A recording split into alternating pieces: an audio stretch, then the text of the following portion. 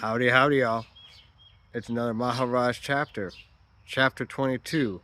Life is love and love is life. And this one is my favorite chapter so far. I gotta say. In terms of just the name, especially first of all, it's my favorite name for a chapter. Some of the stuff he says in here, I just like the way he said it. Like it's the best way he's phrased something, in my opinion. Like for example, at one point they start talking about mantras, which you know fun fact, yeah, Maharaj seems very pro. He's pro mantra, and he even calls it like an easy path in a way. That all it takes is faith. Um, yeah, which I yeah kind of makes sense. Yeah, and well, at the beginning of this, he says, according to your expectations, if you happen to be unlucky and some saintly soul gives you a mantra for good luck and you repeat it with faith and devotion, your bad luck is bound to turn. Steady faith is stronger than destiny. Destiny is the result of causes mostly accidental and is therefore loosely woven. Confidence and good hope will overcome it easily. I kind of agree. Um, like yeah, that confidence and good hope. Personally, my personal account, my personal life story, I can definitely attest to. Confidence and good hope can overcome a lot. Um, but that's beside the point. So that's why, for me personally, that one was like, yeah, that hits true. So it's just funny that I just found it kind of funny the questioner kind of kept going on about the mantras. Because for me, at least hearing like that last part, I've been like, whoa, whoa, whoa. Was that last part about that? Because I agree with that, yeah.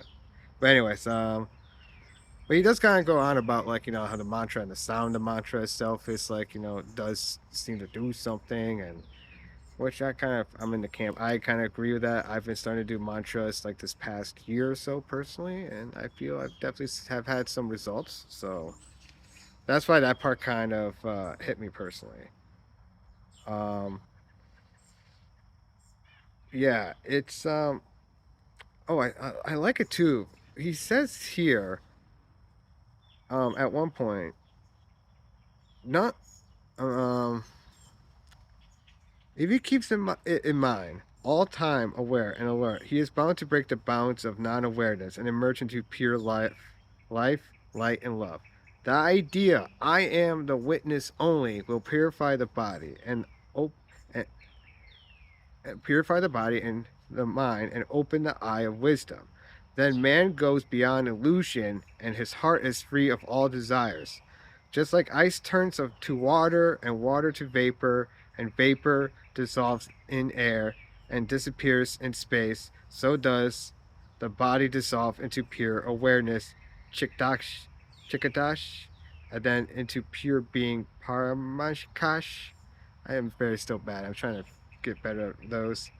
Obviously, feel free to correct my pronunciations. Um, which is beyond all existence and non-existence.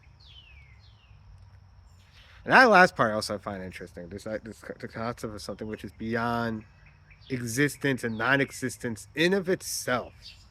Because if you do it is hard to think about stuff in those relative terms and beyond that binary. It's really hard to think of things beyond that binary. Like it very is. At least especially for me personally, because it's like yeah, things either they exist or there's just non-existence. There's existence and non-existence. How is there anything else? But like kind of what I think for me, getting my head wrapped around a lot of this other stuff. Once I've done that, I think it's I'm like oh okay. I think at least trying to understand it conceptually because that's another important part too. I think I found there's another interesting point he says in here. The questioner at one point, um, the realized man eats, drinks, and sleeps. What makes him do so? Maharaj, the same power that moves the universe moves him too. The questioner, all are moved by the same power. What is the difference? Maharaj, this only. The realized man knows that what others merely hear but don't experience, intellectually they may seem convinced, but in action they betray their bondage, while the realized man is always right. Everybody says I am. This is the question. Everybody says I am. The realized man too says I am. Where's the difference? Maharash. The difference is in the meaning attached to the words I am. With the realized man, the experience I am the world is mine, is supremely valid. He thinks, feels, and acts ingrainedly and in unity with all that lives. He may not even know the theory and practice of self realization and be born and bred free of religious and metaphysical notions, but there will not be the least flaw in his understanding and compassion. And then again, they kind of go about, a beggar in the street. The questioner asks about beggar in the street, and he's like, yeah, it doesn't matter if it's a beggar in the street, essentially. I mean, but so I found that really interesting too. It's like it's a really like it is one thing. Like I'm kind of personally just on the stage of like I feel like I've experienced small like nitpicks of this stuff, of this kind of realization sort of thing. I don't know my personal experiences, which is one of the reasons why I found why I was grateful my friend gave me this book, because it was I think definitely something for me worthwhile to do, to read, because and I just decided put on this, make this channel, make this series about it, and it's been really awesome just because of this. And this this chapter is a very perfect uh, example of all this. Um, there's some, and this last part, this last page is really good too. Um, Desire for realization does it originate in consciousness or beyond? That's what the questioner asks. Maharaj, in consciousness, of course. All desire is born from memory and is within the realm of consciousness. What is beyond is clear of all striving. The very desire to go beyond consciousness is still in consciousness. So, I think with that notion, I'm gonna leave it there. Um, just keep trucking along, folks, and yeah, I hope you all have a good one. Um, Keep it real, y'all.